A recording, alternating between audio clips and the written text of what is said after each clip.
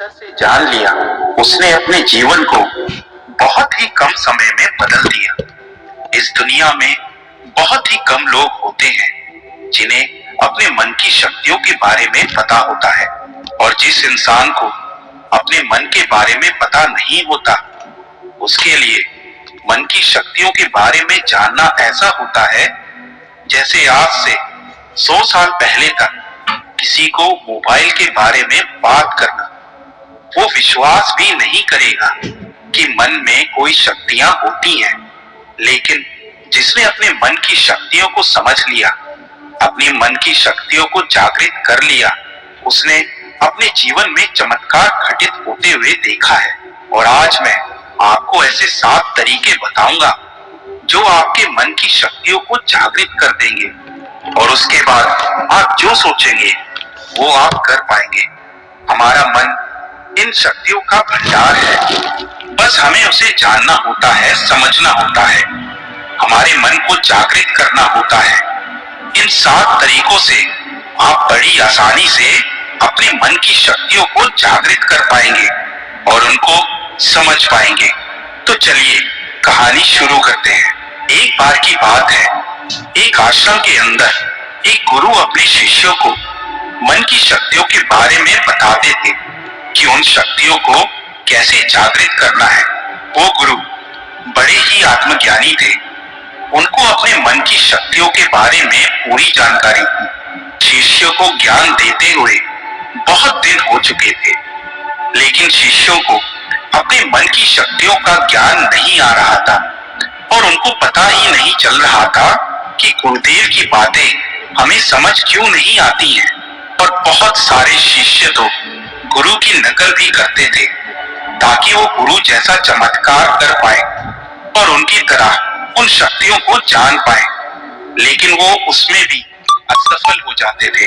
वही गुरु को भी इस बात का पता था कि शिष्यों के मन में संदेह आ रहा है, उनको लग रहा है कि मन की शक्तियां होती ही नहीं है, लेकिन गुरुदेव भी सही समय का इंतजार कर रहे थे। आश्रम के अंदर एक शिष्य था जो उन शक्तियों को जानने के लिए बड़ा उत्सुक था, इसीलिए वो अपने गुरु की नकल करने लगा।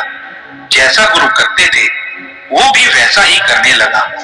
और एक दिन जब गुरु एक नदी पर नहाने गए तो वो शिष्य भी गुरु के पीछे पीछे चल पड़ा, और गुरु को भी पता था कि वो शिष्य मेरी नकल करता है, लेकिन गुरु ने अपने शिष्य को रोका नहीं। वो शिष्य अपने गुरु के पीछे पीछे गया, और जहां गुरु नहाते थे वो चुपके से उस घाट पे नहाने बैठ गया। और नहाने के बाद गुरु जिस पहाड़ी पर बैठकर ध्यान किया करते थे, वो भी उस पहाड़ी पर बैठकर ध्यान करने लगा। ध्यान करते करते शिष्य ने अपनी आंखें खोली और अपने गुरु को देखा, तो गुरु के चेहरे पर एक अजीब सा तेज था। वो बहुत ही गजब का तेज था। उस शिष्य के मन में ये बात बैठ गई कि कैसे भी करके उसको गुरु से ये शक्तियां लेनी है और उन शक्तियों को जानना है, और मुझे भी गुरु की तरह बनना है। देखो तो गुरु कितने तेज प्रतापी लग रहे हैं, ऐसा लग रहा है जैसे चांद धरती पर आ गया है। तभी गुरु को भी इस बात का आभास हो गया कि वो शिष्य उन्हें घूर रहा है, और तभी गुरु ने अपनी आंखें खोली और उस शिष्य को कहा कि मुझे पता है कि तुम मेरी नकल कर रहे हो, लेकिन बेटा नकल करना बंदरों का काम होता है।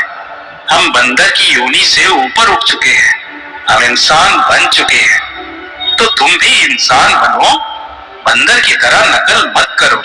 तभी शिष्य थोड़ा डरते हुए कहता है, गुरुदेव मैं आपकी नकल इसीलिए कर रहा हूँ क्योंकि मुझे आपकी तरह बनना है। मुझे ये पता है कि आपको सारी मन की शक्तियों का ज्ञान है। आप इतने दिनों से हमें बता रहे हो, लेकिन हमें समझ ही नहीं आ रहा, हमें कोई बदलाव दिख ही नहीं रहा है। आखिर ऐसा क्यों है गुरुदेव कि हम अपने मन की शक्तियों को क्यों नहीं जागृत कर पा रहे हैं? इसलिए मैंने ये नकल करने का फैसला किया ताकि मैं आपके जैसा बन पाऊं, ताकि मैं भी उन मन की शक्तियों का इस्तेमाल कर पाऊं। तभी वो गुरु कहते हैं, ठीक है बच्चा, तो सुनो। इंसान अपने मन की शक्तियों को इसीलिए नहीं जान पाता है क्योंकि वो एक बहुत बड़ी गलती करता है, और वो है विचारों की गलती। गुरुदेव कहते हैं कि मैं तुम्हें समझाता हूं, लेकिन ये बात तुम्हें 1 महीने बाद पता चलेगी, और जैसा मैं कहता हूं वैसा ही करना होगा तुम्हें।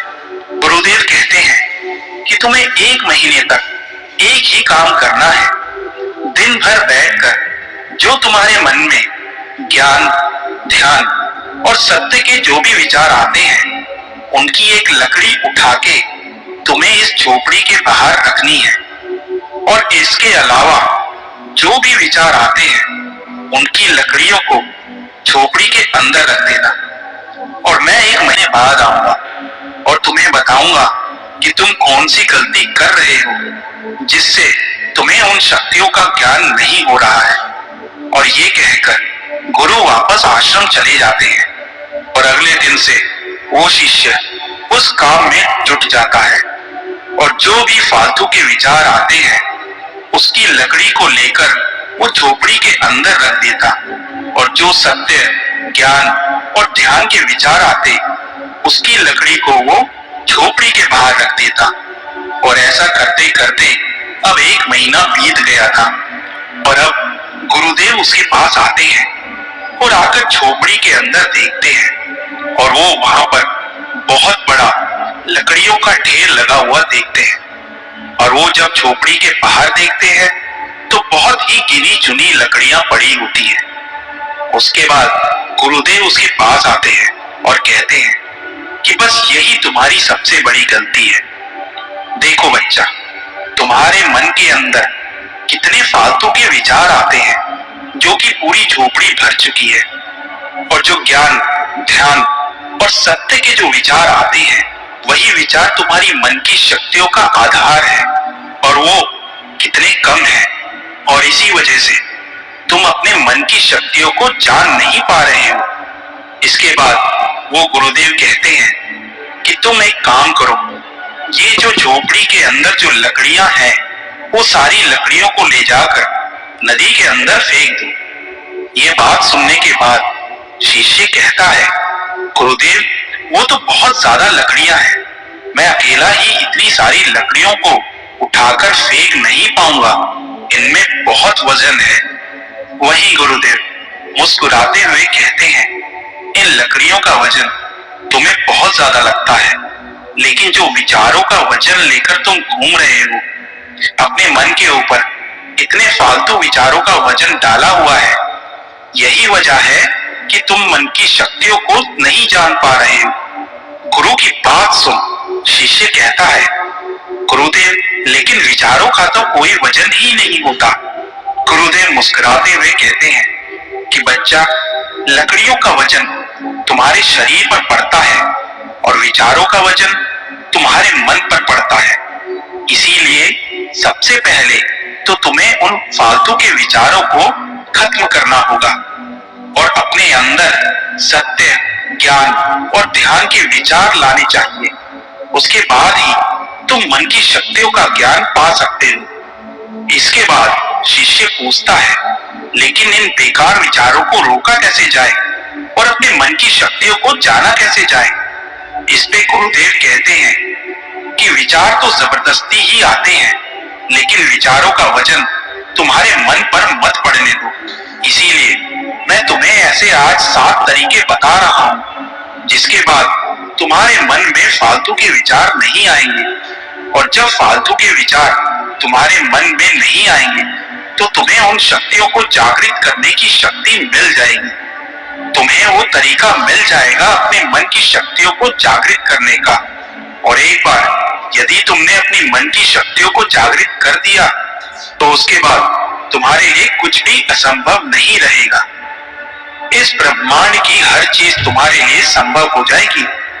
उसके बाद वो गुरुदेव कहते हैं, सबसे पहला तरीका है अपने विचारों को स्वीकार करना सीखो। तुम्हें पता है कि तुम्हारे अंदर फालतू के विचार हैं, तो सबसे पहले तो अपने विचारों को स्वीकार करो उन्हें रोको मत। यदि तुम उन विचारों को रोकने की कोशिश करोगे तो वो विचार और ज्यादा तुम्हारे अंदर आएंगे, वो कभी रुकेंगे नहीं। इसीलिए जो भी विचार आता है उनको आने दो। जैसे वो विचार आते हैं वैसे ही उन विचारों को आगे जाने दो, क्योंकि जो विचार आते हैं वो हमारे चेतन मन से आते हैं, और जब वो विचार आगे चले जाएंगे तो हमारा चेतन मन शांत हो जाएगा, और जब चेतन मन शांत हो जाता है तभी अवचेतन मन जागता है। दूसरा तरीका है सही समय पर अच्छे विचार जागृत करो। जैसे कि हमने अभी जाना कि हमारा चेतन मन जब शांत होता है तो हमारा अवचेतन मन जागृत हो जाता है, और संध्या का समय अपने अवचेतन मन में विचार देने का सही समय होता है, क्योंकि उस समय हमारे अवचेतन मन में वो विचार बहुत ही जल्दी चला जाता है।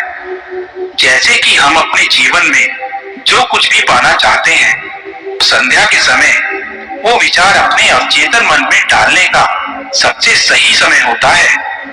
जो उस विचार को अपने मन में रखते रखते सोता है तो वो विचार तुम्हारे अवचेतन मन में चला जाता है, और विचित्र मन की शक्ति उन विचारों को सच करने के लिए काम में लग जाती है।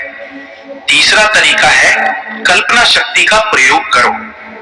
इस संसार में जिस भी चीज का आविष्कार हुआ है वो सबसे पहले किसी की कल्पना में उसका आविष्कार हुआ होगा।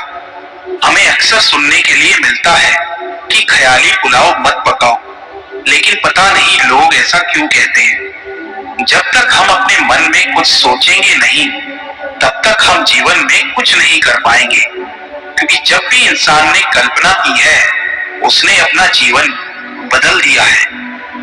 कल्पना में बहुत शक्ति होती है, क्योंकि जब हम कल्पना करते हैं और वही कल्पना यदि हमारे अवचेतन मन में चली जाती है तो अवचेतन मन की शक्ति उसे सच करने में लग जाती है, और इस कल्पना के चलते ही दुनिया में इतने सारे आविष्कार हो पाए हैं।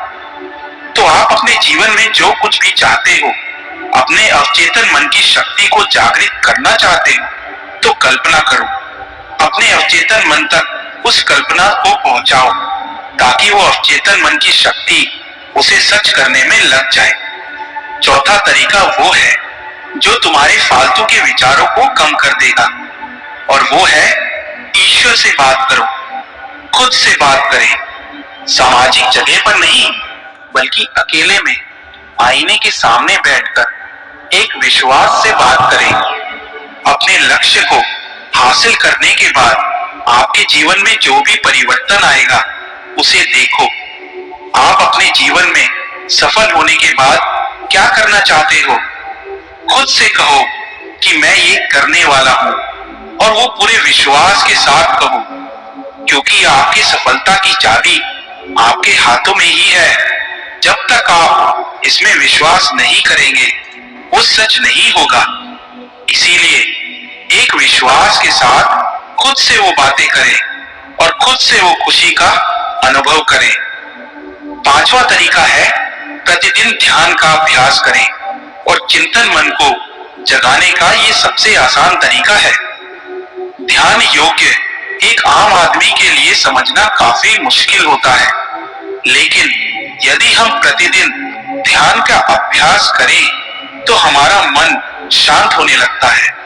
हमारे मन में फालतू के विचार नहीं आते, हमारे मन में वही विचार आते हैं जो हम लाना चाहते हैं। ध्यान की भी बहुत सारी विधियां हैं जिससे मन शांत होता है और फालतू के विचार नहीं आते हैं, और इसका सबसे सही समय सुबह का है। इस समय तुम्हारा अवचेतन मन सबसे ज्यादा जागृत होता है, और इस समय तुम जो भी ध्यान में रखोगे वो तुम्हारी जिंदगी में सच होना शुरू हो जाएगा। छठा तरीका है अतीत को भूलकर वर्तमान में जीना सीखो। अक्सर इंसान अपने अतीत की यादों में ही खोया रहता है, लेकिन आपको ऐसा नहीं करना है। आपको अपने भविष्य के बारे में सोचना है और अपने वर्तमान में जीना है, क्योंकि जो बीत गया वो तुम बदल नहीं सकते, लेकिन अपने आज को सही तरीके से जी के तुम अपने भविष्य को और बेहतर बना सकते हो। और अब आखिरी और सबसे महत्वपूर्ण तरीका है, अपने आप में विश्वास रखें।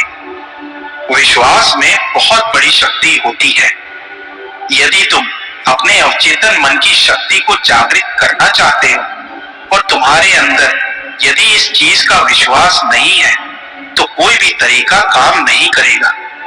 जो भी तरीका काम करेगा, जो भी तुम्हारे मन की शक्तियों को जागृत करेगा, वो सिर्फ तुम्हारा विश्वास है। क्योंकि भगवान भी कहते हैं कि जिसके मन में विश्वास है वो इस दुनिया में सब कुछ कर सकता है। तो विश्वास रखें कि आपके मन के अंदर बहुत सारी शक्तियों का वास है। तो बच्चा, इन 7 तरीकों से तुम अपने अवचेतन मन की शक्तियों को जागृत कर सकते हो।